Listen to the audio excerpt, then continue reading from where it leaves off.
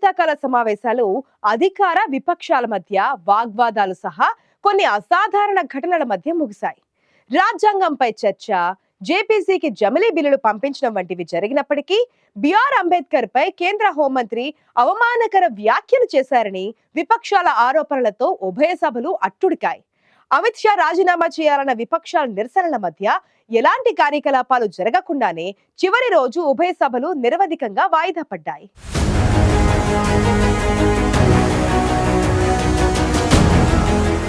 Parliament శీతాకాల సమావేశాలు నిరవధికంగా వాయిదా పడ్డాయి. నవంబర్ 25 నుంచి ప్రారంభమైన ఈ సమావేశాలలో బీజేపీ అనుకున్న విధంగా బిల్లులనైతే పాస్ చేయించుకోలేకపోయింది అని అంటున్నారు. జమిలీ ఎన్నికల బిల్లును ఇదే పార్లమెంట్లో చర్చకు పెట్టి ఆమోదించుకోవాలని అనుకున్న విపక్షాల వ్యతిరేకత మధ్యన చివరిలోని దానిని ప్రవేశపెట్టి జాయింట్ యాక్షన్ కమిటీ ముందుకు పంపించారు. అదేవిధంగా వక్ఫ్ బోర్డు సవరణ బిల్లు చట్టమవుతుందని, శీతాకాల సమావేశాలే దానికి ముహూర్తమని ప్రచారం సాగినా జేపీసీకి మరో 3 నెలల గడువు ఇచ్చి దీని మీద అధ్యయనాన్ని కొనసాగించడానికి వీలు కల్పించారు. ఇక పార్లమెంటులో రాజ్యాంగం ఆమోదించి 75 ఏళ్లు పూర్తయిన సందర్భంగా చర్చ మాత్రం సాగింది. అయితే ఇక్కడ కూడా అధికార బీజేపీ, విపక్ష ఇండియా కూటముల మధ్య విమర్శల జోరే కనిపించింది.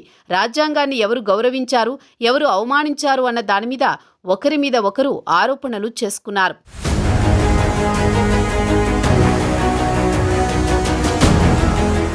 శీతాకాల సమావేశాలు ప్రారంభమవుతూనే అదానీ మీద చర్యలకు డిమాండ్ చేస్తూ సభను స్తంభింపజేసేందుకు విపక్షాలు చూస్తూ వచ్చాయి. దాంతో సభ ప్రతిరోజు దాదాపు వాయిదా పడుతూనే వస్తోంది. పని గంటలు కూడా గతంతో పోలిస్తే ఈసారి తగ్గాయని అంటున్నారు. ఈసారి పార్లమెంటులో రాహుల్ గాంధీ పెద్దగా ఫోకస్ కాలేదు. ప్రియాంక గాంధీ మొదటిసారి ఎంపీగా నెగ్గి సభకు రావడంతో ఆమె తన ఉనికి బలంగా చాటుకున్నారు. ముఖ్యంగా రాజ్యాంగం మీద చర్చలో ప్రియాంక గాంధీ మంచి స్పీచ్ ఇచ్చారని ప్రశంసలు వచ్చాయి. అదేవిధంగా మోదీ ప్రభుత్వం మీద ఆమె ధీటైన విమర్శలు చేశారు అని కూడా అంటున్నారు. ప్రధాని మోదీ ఈసారి సమావేశాలలో రాజ్యాంగం మీద చర్చలోనే కీలకమైన ప్రసంగం చేశారు. అయితే గత సమావేశాలతో పోల్చితే ఈసారి మోదీ మార్క్ అయితే అంతగా కనిపించలేదు అని అంటున్నారు.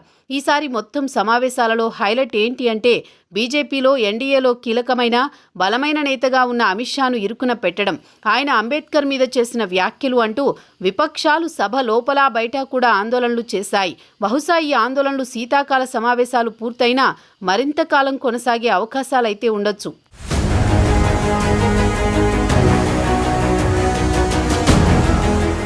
అమిత్ షా చేసిన వ్యాఖ్యలు ఒకటైతే వేరేగా చిత్రీకరించింది మరోటి అని బీజేపీ నేతలంటున్నారు.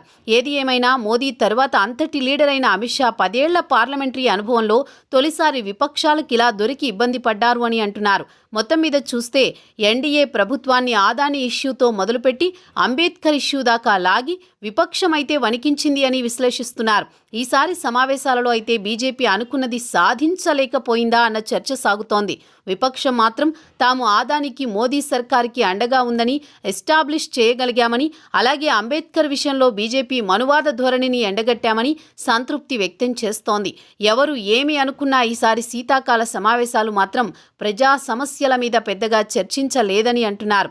మేధావులు, రాజకీయ నిపుణులు పెదవి విరుస్తున్నారు. సభలలో రచ్చ రభస ఎక్కువవుతోందని, ఆఖరికి పార్లమెంటు బయట బాహాబాహి వంటి దృశ్యాలు కూడా గతంలో చూడనివి చోటు చేసుకుంటున్నాయని ప్రజాస్వామ్య ప్రియులైతే ఆందోళన వ్యక్తం చేస్తున్నారు.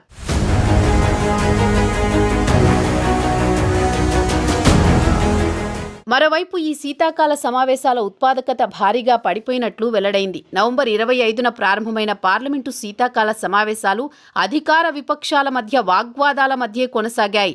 చివరి రోజు లోక్సభ ప్రారంభమై కేవలం 3 నిమిషాలకే సభను వాయిదా వేస్తున్నట్లు స్పీకర్ ప్రకటించారు.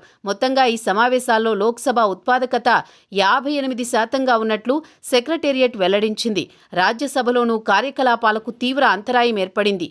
అంబేద్కర్ను కేంద్ర మంత్రి అమిత్ షా అవమానించారని ఆరోపిస్తూ విపక్షాలు తీవ్ర ఆందోళన చేపట్టాయి. శుక్రవారం సభ ప్రారంభమైన కొద్దిసేపటికే చైర్మన్ జగదీప్ ధన్ఖడ్ సభను వాయిదా వేస్తున్నట్లు ప్రకటించారు. మొత్తంగా ఈ సెషన్లో రాజ్యసభ 43 గంటల 27 నిమిషాలు పనిచేసిందని, తన నిర్దిష్ట పని గంటల్లో 40.03% మాత్రమేనని పేర్కొన్నారు.